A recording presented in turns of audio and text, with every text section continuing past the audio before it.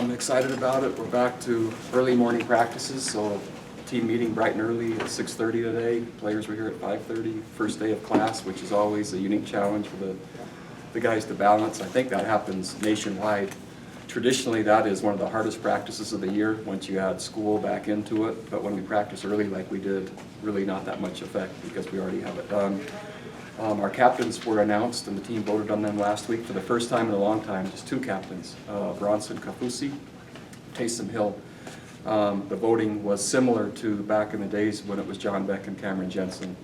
There were a lot of players that received a handful of votes, but it was a landslide in terms of the volume for both Bronson and Taysom. So I feel really good about both those players, knowing that they're both quality players, but man, they're exactly well, they are BYU in every way, and so I think we have good leadership.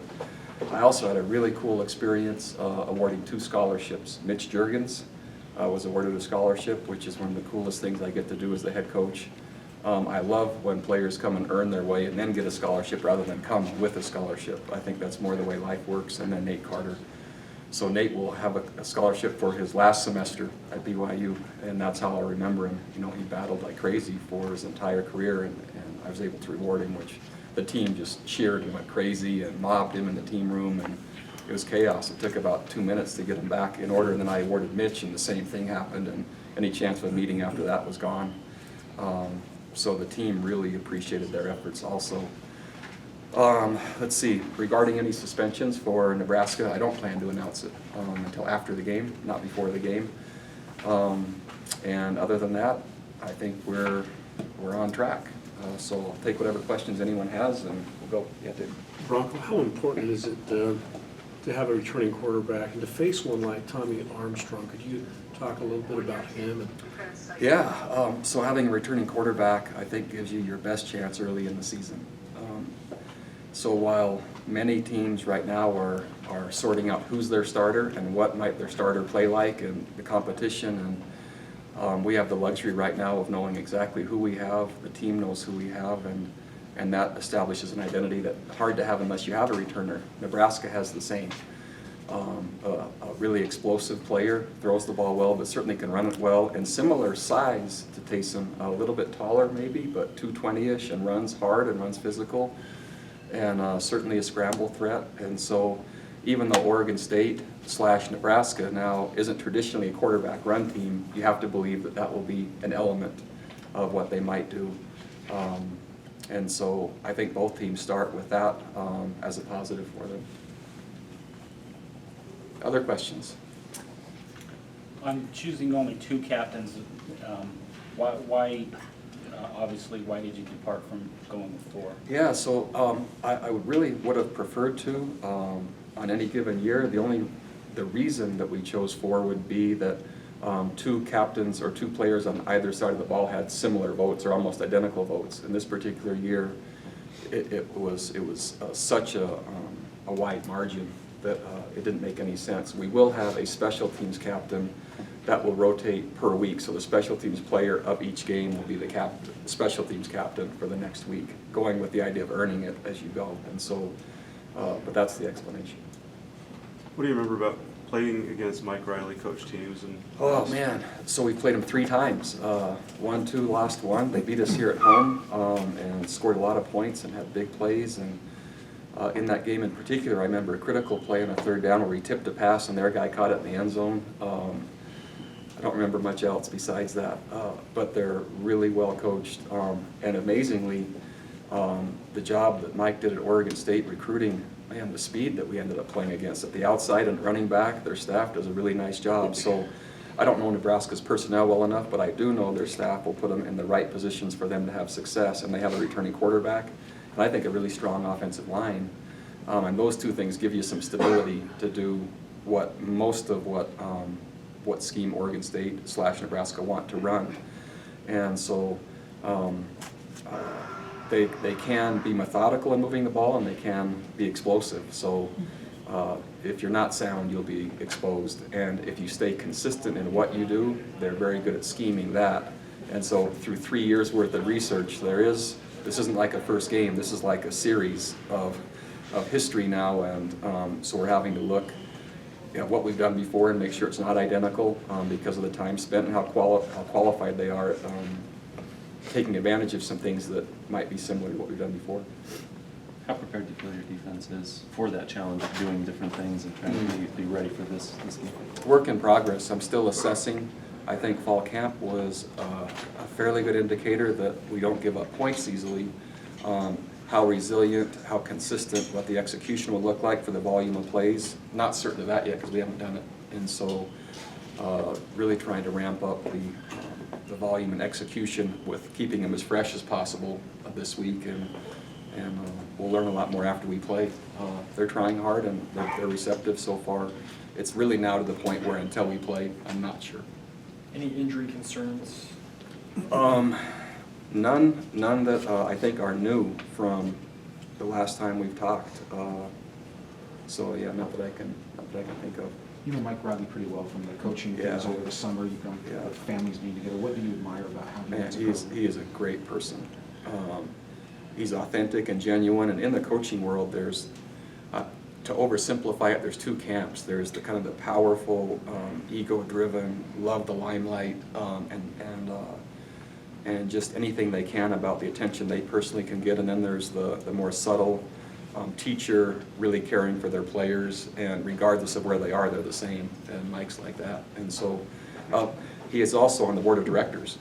And so I've met him, and we've gotten to be good friends through the coaches circle through Nike, and then also the board of directors. And he's ethical, he's moral, he's a really good person, and the players are lucky to play for him. He just is, I think he's one of the real good guys in college sports, as well as really a quality coach. And there can be both. You know, you can be a good guy and not necessarily a fantastic coach and be knowledgeable with scheme, or vice versa. You can be a great coach in terms of winning and scheme, but maybe not so quality off the field and morally. I think Mike is both.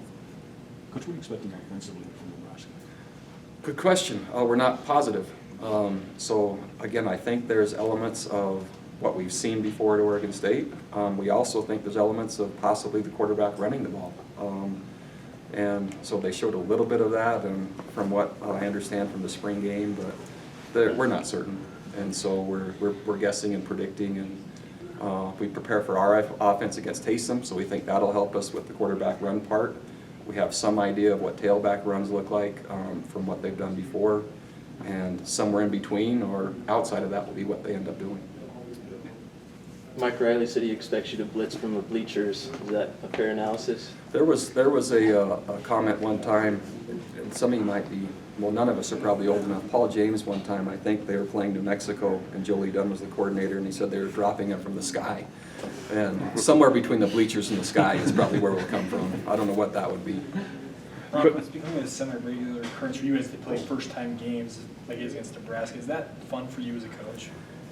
It's fun and nerve-wracking at the same time. There's a lot of advantages to being part of a conference, but there's also disadvantages going to the same hotels in the same cities over and over again, and going on 10 or 11 years. I like the diversity. I really do. Doesn't mean it's easier. It is harder, just to make that clear. Independence is harder and much harder, but I do like the new experiences, and I think our players do. Bronco, you had a battlefield last August and September with injuries and soft tissue injuries and sprained ankles. Can you tell at this point, bringing in Frank, what a difference it's made? Yeah, there aren't any soft tissue injuries that I can relate to you. I mean, that part is essentially gone. We have had some significant injuries. We've had some ACLs and a shoulder. I don't think those are preventable, actually, nor do I think that they were practice construction driven. I think they were just what happens in football. I think if you were to ask our team now, they feel more fit and healthier than they've ever been. And so, man, we just haven't had any. And if that holds suit throughout the entire, already it's a credit to him through this point. But man, if that holds suit through the season, that'll be remarkable, because I haven't seen that before. Can you tell in their conditioning? What I could tell in their conditioning was not so much now, but when we inherited them at the start of fall camp. Normally, I was the one keeping them after, and then, you know, man, these guys aren't ready, and I felt like I had to get them ready. I really, if you've noticed, I haven't had to keep them after very much, because they seemed ready or able to maintain the pace right from the beginning. So I think that's also because he pushed him really hard. And so we're still gathering data and science based on how we're playing and how fast we're playing. And we had some monitors on the other day, which was really interesting. And one of our defensive linemen, he ran the equivalent of 3.5 miles in practice. And for a defensive lineman, that's a lot. And so, and if you had that data, and if you're a strength coach saying, okay, that's what it's going to be, basically the equivalent of maybe a hard workload or a fist fight, and then a 20-second burst, and then a fist fight again, and 20 for the equivalent of 3.5 miles. That's what the system and the number of plays is producing. And so Frank's job is to train them for that workload, and he's done a nice job to this point. Have you noticed anything about the medicine ball and the handwork and things like that? You know, not so much about the medicine ball or the handwork, other than I was very, I had one concern when we hired Frank, and that was my background and my master's and my exercise phys work was all about Olympic lifting and full speed ballistic movements and how it generates power. And Frank supports that, other than the injuries that come because of it. And so his philosophy is through throwing medicine balls and throwing them for distance, that body mechanic is similar to what you'd get in Olympic lifting with less injury. And so I was skeptical, but to this point he's making me a believer, at least in that one. Not made yet, but making. Bronco, this is your 11th season opener. Are you more excited, less excited? Is there any difference considering your first 10? Man, I don't even remember one through I don't remember who did we open with last year. I'm serious. Connecticut. Oh, yeah. It seems like it's just one big season. So, I don't know how else to say it. It just, yeah, this is game, not one, but game whatever, however many we played. Coachable success story has been the rise of Logan Tiley. I think we cut him once or twice. Yeah. Similar to Ben Criddle. No, Cale Buchanan, we cut 3 times before he ended up starting for us. And Logan Tiley was the same. Walk-on tryout cut him, I think, twice.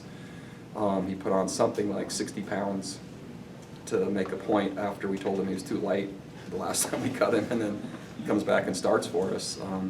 Played last year with both labrums torn. I don't know if anyone knew that, but he's starting for us as a D lineman, and both shoulders are torn. Double harnesses, you can't really raise your hands, and he just keeps going. He's super tough, super resilient, and then he had the option to have him fixed after the season, but thought it would get in the way of how he would play this year, so he rehabbed him, and they haven't been operated on yet. How close is this depth chart to what we'll see Saturday on the field? Let me take a look. Seriously, haven't seen it? If you can mark those for us, we appreciate that. I really don't spend much time looking at it. What I told Brett is to pass it along around the coaches, and defensively, that's right. Yeah, that's really close. Almost exactly. Almost. Jordan You have to have Prater some is intrigue, the, right? I mean, otherwise it's just, what are you guys gonna do? Jordan Prater being moved to safety, is that permanent, or will he play both? I would say at this point, we'll play both. And so what it does is it gives us more athleticism, and it gives us some flexibility. And if we choose to blitz, it gives us better matchups. And so we're hoping to get the best 4 athletes as well as players on the field at the same time. But to say that he might not play corner also, even in this game, I can't say that. Last question. Bronco, you touched on this as far as We ought to have the a part prize you for the enjoy. last question. The fact that you enjoyed giving out the scholarships, you Oh, enjoy, man. rewarding the So captains, fun. and then you've got the flip side where you have to deal with the discipline issues that you mentioned. Is that the best and worst parts of coaching, just kind of summed up into? I think it is, and that really is what the position is, and it's really visible as all those things play out. The most difficult thing about the suspensions, and it's kind of like being the head coach where, for instance, we'll play a game and I will have agonized over it on Sunday and then met with the team and moved past it, but then the interviews mostly that week are about the game before and we're trying to move forward. I mean, the suspensions or the issues happened so long ago, and quite frankly, if it were up to me completely, I'm not sure that you can punish the kids more than what they've already been punished in terms of the scrutiny and et cetera. I mean, what are we going to do to them now that is going to make them more of a point? And so, but I'm not the only one that makes a decision in this case, but as far as I'm concerned, with the attention and what the players get, and rightly so at BYU, I don't know what else needs to happen for them to have learned their lesson. And so that's hard for me to watch. And then we'll move forward whenever this game is over. Thanks, All right, Coach. thanks. Thanks.